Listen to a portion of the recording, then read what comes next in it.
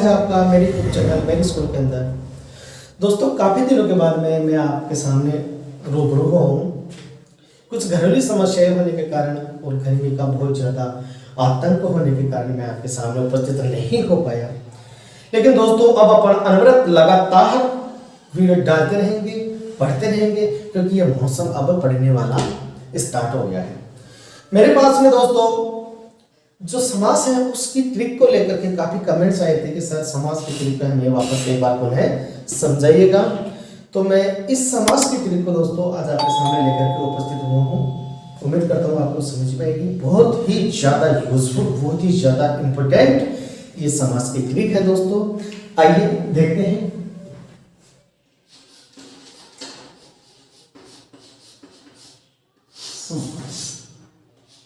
सबसे पहले दोस्तों, समास 6 प्रकार के होते हैं, सभी जानते हैं हम, और इसकी आज अपन पढ़ रहे हैं ट्रिक।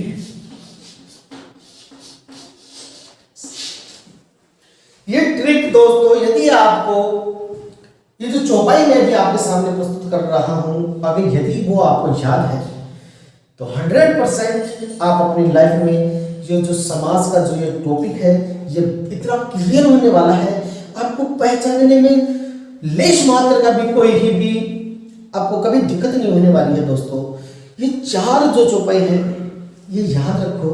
मैं बिल्कुल सिंपल से और इजी वे को बताने की पूरी कोशिश करूंगा। यदि आप 10 मिनट मेरे साथ बने रहेंगे तो 100% मेरा विश्वास है, जो गारंटी है कि आपको समास में कहीं कोई प्रॉब्लम नहीं आने वाली है।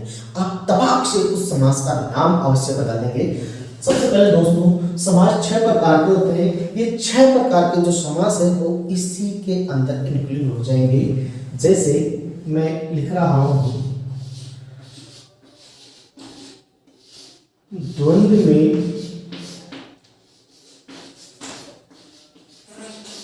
और छिपे, द्वंद्व में और छिपे द्विगु में गणना पद आवत है। बीच में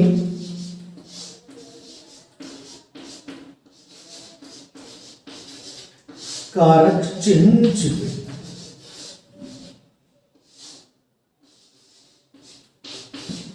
बीच में कारक चिन्ह छिपे,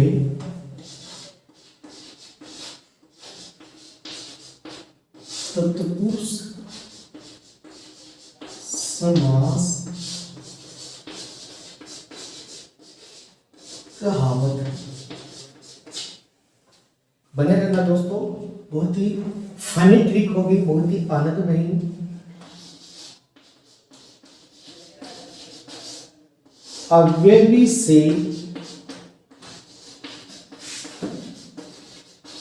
अव्ययी भाव रहे, अव्ययी से अव्ययी भाव रहे,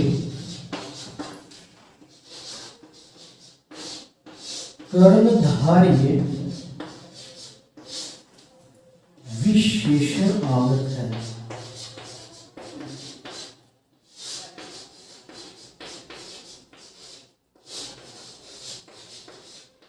आपको ये आवाज शायद हो सकता है थोड़ी सी अनकंफर्टेबल लग रही होगी, लेकिन क्या करें दोस्तों, बहुव्रीहि में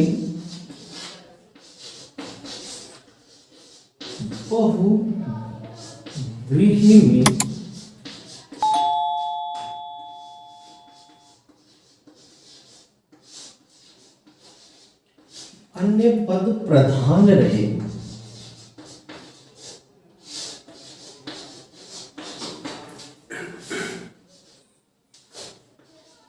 न कोई पद आवक।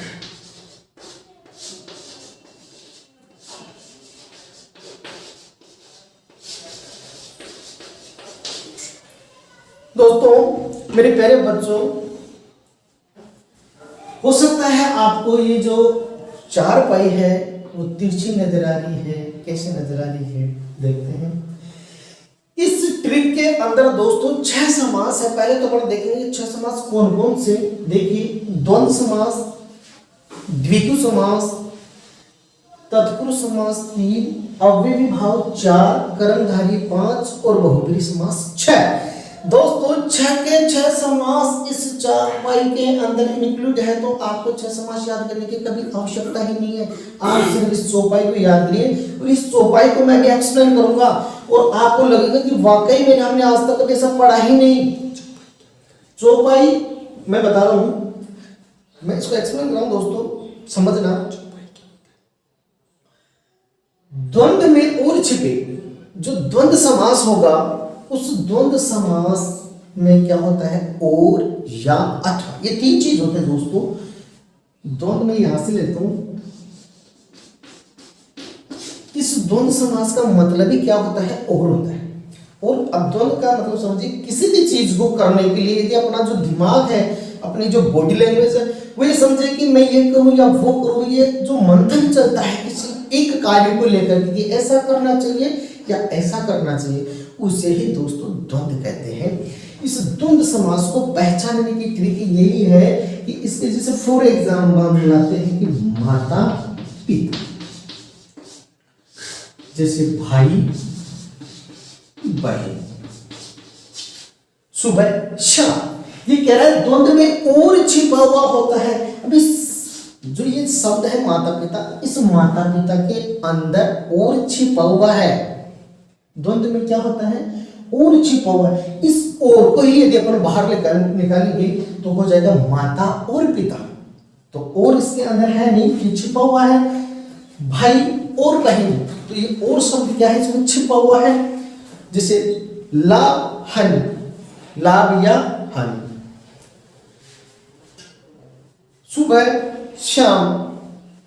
सुनो, मैं पढ़ा रहा हूं, सुबह और शाम, आकाश या पाताल, ये ऐसी चीजें छिपे हुए होते हैं, अथवा या और, ये इसके अंदर है। मैं इसे ज्यादा लंबा नहीं लूंगा दोस्तों, क्योंकि समास एक बहुत बड़ा टॉपिक है।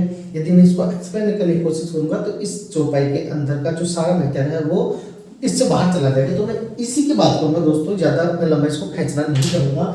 द्विगु समास में चलते हैं। द्विगु का मतलब होता है, द्विगु का खुद का मतलब होता है द्वि, यानी होता है दो, और ये जो गु होता है उसका मतलब होता है गाय, अर्थात इसका मतलब क्या है, दो गाय।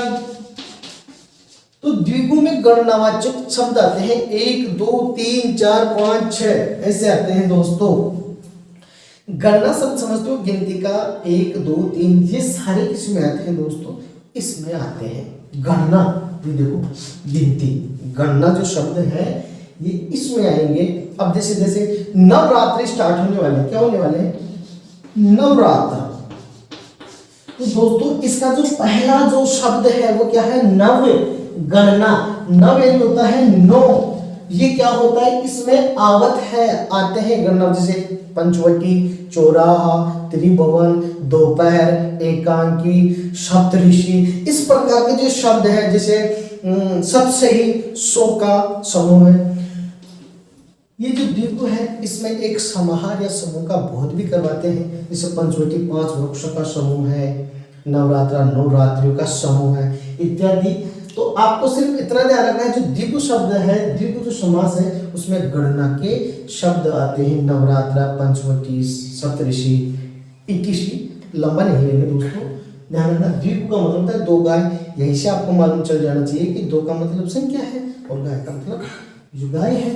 तो द्विगु आता है, बीच में कारक चिन्ह छुपे तत्पुरुष समास का, जो तत्पुरुष समास होता है, इस तत्पुरुष समास में दोस्तों क्या होता है, बीच में कारक चिन्ह छुपे हुए होते हैं, बीच में कारक चिन्ह छुपे हुए होते हैं। अब आपको पता है कारक 8 प्रकार के कर्ता नहीं, कर्म को कर्ण से संप्रदान के लिए अपादान से अलग होने के अर्थ में संबंध का के की रारेरी नननी और अधिकरण में पे पाठ संबोधन है बहु है।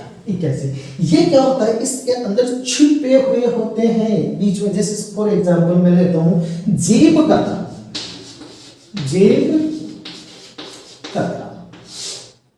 अब जेब कतरा है, इसके अंदर कारक है दोस्तों, जैसे जेब कतरा किसे कहेंगे, जो जेब को काटेगा, जेब को काटने वाला जेब कतरा। जैसे मैंने लिखा मान सपोज चिड़ी मार। अब चिड़ी मार, चिड़ी को जो मारेगा उसको अपन क्या कहते हैं, चिड़ी मार।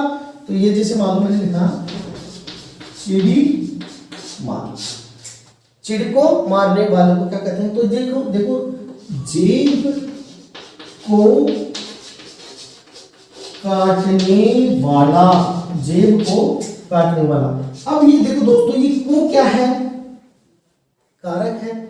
कौन सा कारक, जैसे राजा का पुत्र, राजा का पुत्र, ये भी क्या हो गया, संबंध तत्पुरुष समास हो गया। राजा का पुत्र, इसका संबंध हो गया। इसको करना देखते हैं, राजा का पुत्र। जैसे और फॉर एग्जाम्पल ले लेते हैं अपन, दही बड़ा, दही बड़ा। अब दही बड़ा किसे कहते हैं, जो ये सपोज करो ये दही का कोई भी है, उसके अंदर ये बड़ा होता है, तो इसका समास में क्या होगा, दही के अंदर डूबा हुआ बड़ा। दही के अंदर क्या है, एक बड़ा है, वो उसमें डूबा हुआ है, तो ये क्या हो गया, अधिकरण तत्पुरुष समास में। पेपर, कोई वस्तु किसी चीज के अंदर होती है। जैसे कक्षा में छात्र पढ़ रहे हैं, कक्षा में, तो बच्चे किसमें, कक्षा में है, तो दही बड़ा किसका हो जाएगा, अधिकरण तत्पुरुष समास का हो जाएगा। इस प्रकार से दोस्तों ये जो तत्पुरुष समास है उसमें 8 कारक होते हैं, ये 8 कारक इसमें छुपे हुए होते हैं। अव्ययी से अव्ययी भाव रहित, जो अव्ययी भाव जो समास है उसमें क्या है, एजिटीज आता है एक तरह से। जैसे मान लो समास विग्रह से पहले भी वही और समास विग्रह के बाद में भी वही। जैसे फॉर एग्जांपल प्रतिदिन, प्रतिदिन दोस्तों। अब इसका समास विग्रह करेंगे हर दिन, रोज, दिन दिन, हर शत, प्रतिशत, भागों भाग, घड़ी घड़ी, रातों रात, हाथों हाथ। ये शब्द क्या है, ये अव्ययी भाव समास के उदाहरण है। जैसे मान लो बेदाग, इसका अपन समास विग्रह करेंगे बेदाग, जो बिना दाग का हो उसे अपन क्या कहते हैं, बेदाग। तो समास विग्रह करने के पहले भी बेदाग शब्द है, बेदाग, इसका समास विग्रह करेंगे बिना दाग का। तो ये जो दाग शब्द है इसमें कुछ चेंज हुआ नहीं हुआ, तो ये शब्द क्या कर रहा है, वे, यानी जो नहीं, वे यानी होता है जो खर्च होना, जो खर्च नहीं होता उसे तो क्या कहते हैं, अव्यय कहते हैं। आई समझ में, यानी नहीं, वे का मतलब होता है जो खर्च हो जाए। हिंदी के अंदर खर्च होने को क्या कहते हैं, वे। तो याद रखो बेदाग, यहाँ पर अपने क्या किया, इसका समास विग्रह किया। तो ये बताओ जो ये दाग शब्द, इसमें कुछ खर्च हुआ नहीं ना, ऐसा कैसे इधर आ गया, तो ये तो खुद ही कह रहा है जिसमें क्या नहीं होता है, खर्च नहीं होता, वो मैं हूँ। चलते हैं ऐसे बहुत से रातों रात, भागों भाग, घड़ी घड़ी, हाथों हाथ, ये बहुत शब्द है, मैं लंबा नहीं लूंगा दोस्तों। बार बार मैं आपसे यही करूँ, कर्मधारी विशेषण आवत है। जो कर्मधारी, ये खुद शब्द क्या कर रहा है, इसने किसी चीज को, किसी कर्म को क्या कर रखा है, धारण कर रखा है। विशेषण का मतलब समझते हैं, किसी भी चीज की विशेषता, उसे अपन क्या कहते हैं, विशेषण। जैसे मान लो मैदान समतल है, अब वो मैदान कैसा है, समतल है, उस मैदान की ये विशेषता है कि वो समतल है। पहाड़ बहुत ऊंचा है, पहाड़ की विशेषता है कि वो बहुत ऊंचा है।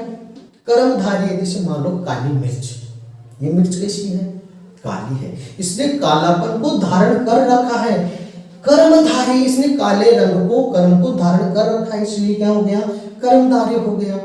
जैसे महात्मा, आत्मा कैसी है, महान है। इस आत्मा, जैसे मेरे में भी आत्मा है, एक कोई बूढ़ा व्यक्ति आ जाएगा, उसको आइए नमस्कार प्रणाम महात्मा जी, उसको महात्मा क्यों कहा, क्योंकि उसकी अभी मैं आऊंगा तो मैं कहूँगा क्या, महात्मा जी नमस्कार जी, क्यों, क्योंकि मेरी आत्मा महान नहीं है अकॉर्डिंग टू आपकी नजरों में। और दूसरा व्यक्ति आता है तो अपन कहते हैं महात्मा जी आइए, आप बैठिए, स्वागत है आपका, सत्कार। क्यों, क्योंकि उस व्यक्ति की जो आत्मा है वो अपनी नजरों में महान है, इसलिए क्या हो गया, ये आत्मा महान है, इसने महानता को धारण कर रखा है। अधमरा, जैसे सपोज करो अधमरा, वो व्यक्ति, उसकी विशेषता है कि वो क्या है, आधा ही मरा हुआ है, अभी पूर्ण रूप से मरा नहीं है, अधमरा है, अर्थात उसने ये धारण कर रखा है। अभी मैंने बता दिया। जैसे मान लो कोई विद्यालय है, महाविद्यालय, क्या है, महाविद्यालय। अब इस विद्यालय ने महानता को धारण कर रखा है, ये इसकी विशेषता है। कर कमल, नील कमल, इस प्रकार की जैसे चरण कमल, चरण रूपी कमल, इन चरणों ने कमलता को, कमलता की जो सुंदरता है उसको धारण कर रखा है। चरण कमल, नील कमल, आपने कभी नाम सुना होगा ऐसे कि जो भी अपन मान लो किसी विद्यालय का उद्घाटन करते हैं, कोई विधायक आते हैं, कोई मंत्री आता है, तो सुबह अपन अखबारों में क्या पढ़ते हैं कि इस मंत्री ने अपने कर कमलों के द्वारा इस विद्यालय का उद्घाटन किया। ऐसा लिखा हुआ आता है कि कर कमलों के द्वारा क्या किया, इसने विद्यालय का उद्घाटन किया है। तो उस व्यक्ति की जो हाथ है, उन हाथों को अपने किसकी उपमा दी, कमल के समान बताया, अर्थात उसके कमल जो हाथ है वो क्या है, कमलता के समान है, इसलिए चरण कमल, नील कमल। जैसे दोस्तों आगे वाला पढ़ाते हैं, ज्यादा लंबा हो जाएगा इसलिए मैं बार बार नहीं कहूंगा। बहुब्री में अन्य पद प्रधान रहे न कोई पदावत है। जो बहुब्री समास होता है उसके अंदर क्या होता है, कोई तीसरा ही अर्थ निकलता है। जैसे सपोज दैट मैं लेता हूं लंबोदर, क्या लेता हूं, लंबो दशानन,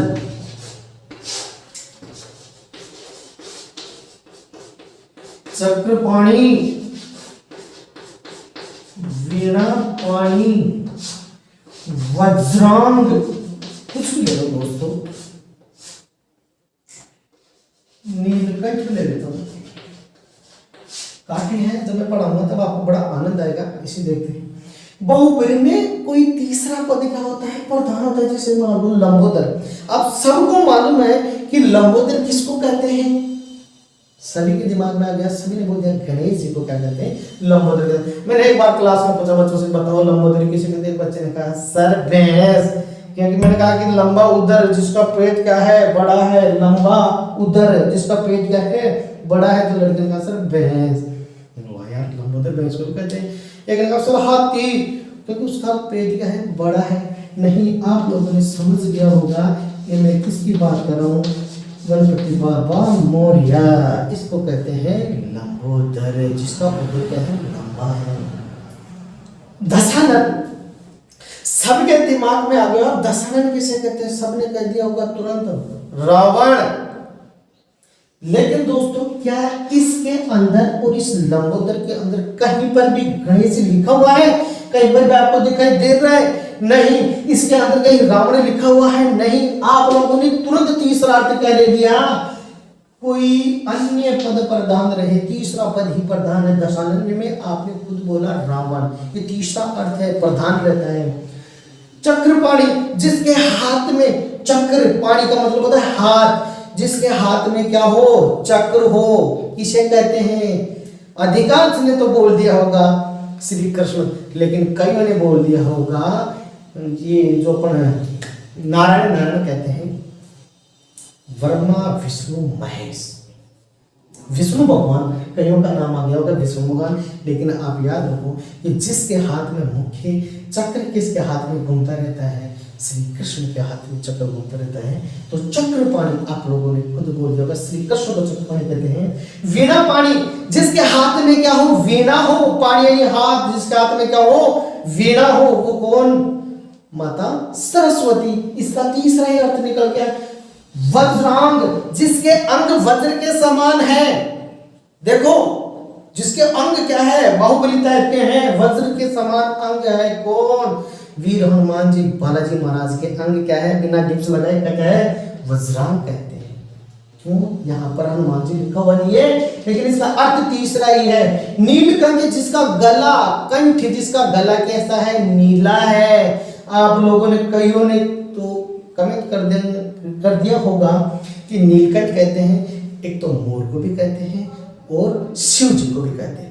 लेकिन दोस्तों यहाँ पर नीलकंठ जो मोर वाला होता है वो कर्मधारय में आता है, इसमें आता है मोर। क्योंकि उस मोर ने नीले गले को धारण कर रखा है। अगर यदि मोर आता है तो कर्मधारय होगा, और यदि नीलकंठ अपन किसे कहते हैं, शिव शंकर को भी क्या कहते हैं, नीलकंठ कहते हैं दोस्तों। इस प्रकार से ये बहुब्रीहि समास में तीसरा ही पद प्रधान होता है। तो दोस्तों मैं ये कह रहा हूं कि जो समास को पहचानने की जो ट्रिक है वो मैंने आपको बता दिया है कि इसमें और आता है, इसमें गणना पद आते हैं, तत्पुरुष में कारक आते हैं, कर्ता ने कर्म को कर्ण से, इस प्रकार से अव्ययभाव में कोई चेंजेबल नहीं होता है, चेंज नहीं होता है। कर्मधारय में किसी भी चीज की विशेषता आती है। समतल मैदान है जो पढ़ाएंगे तो बताऊंगा दोस्तों। बहुब्रीहि में क्या होता है, कोई तीसरा ही अर्थ प्रधान होता है। जिस व्यक्ति ने मेरे से पढ़ा है उसको ये कंफर्म समझ में आ गया हो। चलते हैं दोस्तों नेक्स्ट वीडियो की तरफ। बाय बाय, मिलते हैं।